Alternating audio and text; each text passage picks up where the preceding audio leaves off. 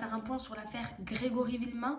Où en est l'enquête? Bien que les faits se soient déroulés en 1984, Jean-Marie et Christine Villemain continuent de chercher le vrai coupable de la mort de leur fils. Bien que cette histoire se soit déroulée dans les années 80, elle est loin d'être tombée dans l'oubli. Donc nous allons faire un point aujourd'hui sur les nouveaux éléments de l'enquête. Au début de l'année 2020, le témoignage clé de l'affaire, le témoignage le plus important de Muriel Boll, qui accusait donc son beau-frère Bernard Laroche d'avoir assassiné et kidnappé le petit Grégory, a été tout simplement annulé et retiré des pièces à conviction. Donc ça a été déjà là un coup de tonnerre. Cette décision qui a été prise par la justice, elle a été très difficile à accepter pour Jean-Marie et Christine Villemain. Ils s'expriment très peu dans la presse ces dernières années, mais leurs avocats prennent la parole et se jouent porte-parole donc de Jean-Marie et Christine Villemain. C'était la première fois en soi qu'on avait une vraie piste dans l'affaire du petit Grégory. C'était vraiment ce à quoi se raccrochaient les parents. On rappelle notamment que justement Jean-Marie Villemain a assassiné Bernard Laroche à la suite justement d'un peu de ce témoignage, parce que du coup il était persuadé que c'était Bernard Laroche qui avait assassiné son fils. Donc du coup c'est vrai que ce témoignage avait quand même eu des conséquences dramatiques et c'était une très grande piste dans cette affaire. Justement, en parlant de l'assassinat de Bernard Laroche, c'est vrai que Marie-Ange Laroche, la femme de Bernard Laroche, a toujours clamé l'innocence de son mari, sa propre innocence à elle, et depuis des années, notamment elle a écrit un livre. Et depuis des années, elle parle justement de son mari, elle dit que c'est quelqu'un de bien et que jamais il aurait assassiné le petit Grégory, qu'il n'avait rien envie à personne. C'est vrai qu'à l'époque, il y avait énormément de comparaisons entre Bernard Laroche et Jean-Marie Villemain. Bernard Laroche réussissait moins que Jean-Marie Villemain, donc on allait sur la piste justement de la jalousie. Jean-Marie Villemain était quelqu'un qui réussissait. Quelque temps avant la mort de son fils, il avait refait son salon et des pistes disaient que tout simplement Bernard Laroche était jaloux, notamment via les messages du corbeau qui disait que Jean-Marie Villemain mettait en avant sa richesse et sa réussite. Et du coup, on avait tout de suite fait le rapprochement avec Bernard Laroche. Il y avait aussi des choses qui disaient que Bernard Laroche était jaloux du petit Grégory parce que son propre fils à lui était atteint d'un handicap. Mais Marie-Ange Laroche a démenti justement ces rumeurs en disant que ils aimaient très fort leur fils et qu'ils n'étaient absolument pas jaloux du petit Grégory. Et ils affirmaient d'ailleurs que leur propre fils n'était pas atteint d'un handicap. Marie-Ange Laroche, elle a écrit un livre justement où elle parle justement de sa vie avec Bernard Laroche. Elle parle de cette affaire qui elle le dit, a détruit sa vie, a détruit sa famille.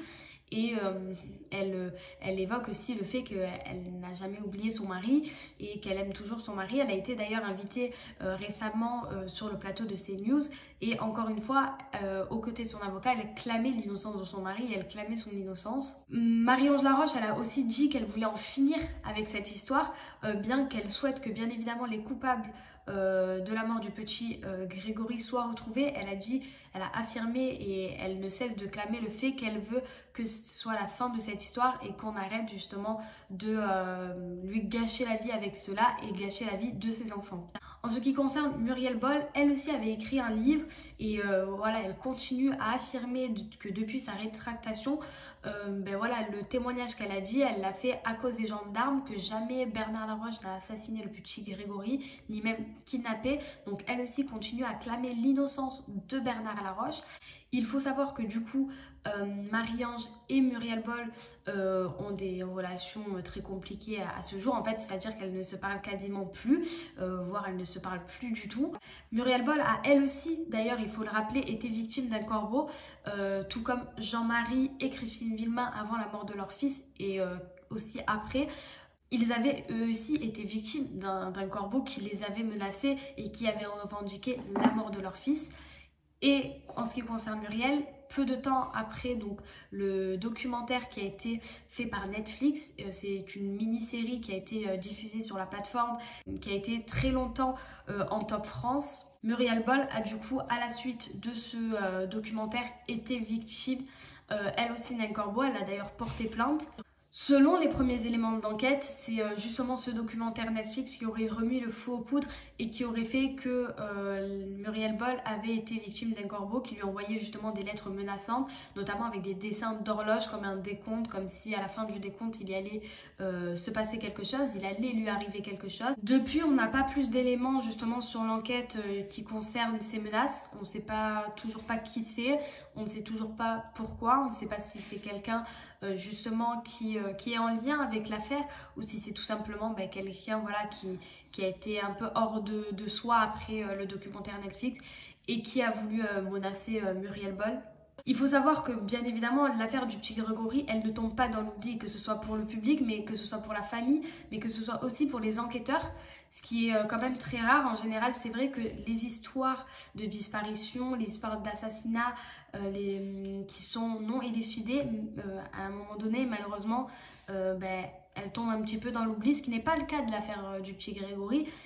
Sûrement aussi dû à sa grande médiatisation, mais c'est vrai que même si ces dernières années on en parle un petit peu moins, là cette année 2020 on en a beaucoup plus parlé parce qu'il y a eu de nouveaux éléments comme l'événement clé de l'invalidation du témoignage de Muriel Boll, mais c'est vrai que l'histoire du petit Grégory elle est toujours très présente et il y a une enquête qui est toujours en cours.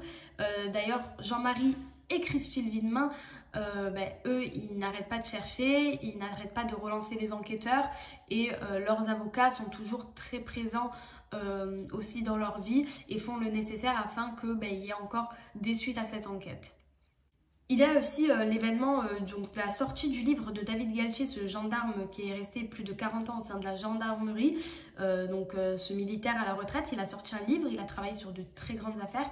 Donc son livre, ça recueille 40 grandes enquêtes sur lesquelles il a travaillé, notamment l'affaire du petit Grégory. Donc le livre se nomme « Mon combat contre le crime ». Et dedans, il parle justement de l'affaire Grégory.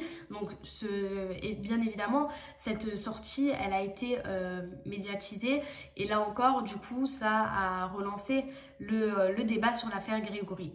En juin 2020, il y a un podcast qui est sorti, donc Dominique Rizet avait invité Marie-Ange Laroche. Elle était revenue dans les moindres détails avec énormément d'émotions sur la mort de Bernard Laroche qui avait été assassiné par Jean-Marie Villemain. Et là encore, du coup, ça avait remis l'affaire Grégory sur le devant de la scène. C'est notamment la grande émotion, Marie-Ange Laroche, elle se confiait, elle était en pleurs et c'est notamment cette émotion-là qui avait à la fois ému, à la fois indigné certains qui pensent que Bernard Laroche est l'auteur du crime de l'affaire Grégory. Donc du coup, forcément, en fait, l'histoire a été remise sur le devant de la scène et encore une fois, le débat a été ouvert. Il faut savoir que cette affaire, elle fait débattre depuis sa médiatisation, tout simplement depuis le premier jour. Donc entre ceux qui pensent que Bernard Laroche est coupable et d'autres qui pensent qu'il est totalement innocent. En juillet 2020, il y a les avocats de Jean-Marie et Christine Villemain qui ont été invités à l'émission L'heure du crime. Donc ils ont parlé de l'affaire, ils ont affirmé que Jean-Marie et Christine Villemain ne cessaient de se battre pour que le coupable de la mort de leur fils soit reconnu et tout simplement que cette enquête soit clôturée très rapidement. Ils essayent de faire en sorte que justement la mort de leur fils ne tombe pas dans l'oubli. Il faut savoir que du coup ils ont eu un deuxième enfant depuis la mort de Grégory. Cette grossesse avait d'ailleurs fait débattre à l'époque où on disait que Christine Villemain cherchait un peu à remplacer Grégory ou alors qu'elle était tombée enceinte alors qu'elle venait de perdre son fils. Donc du coup là encore ça avait fait débat notamment sur la période où on pensait, la justice avait soupçonné Christine Villemain de l'assassinat de son fils.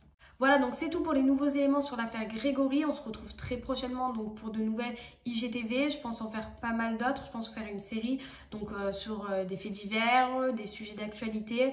Donc n'hésitez pas justement à me dire ce que vous en pensez et on se retrouve très prochainement.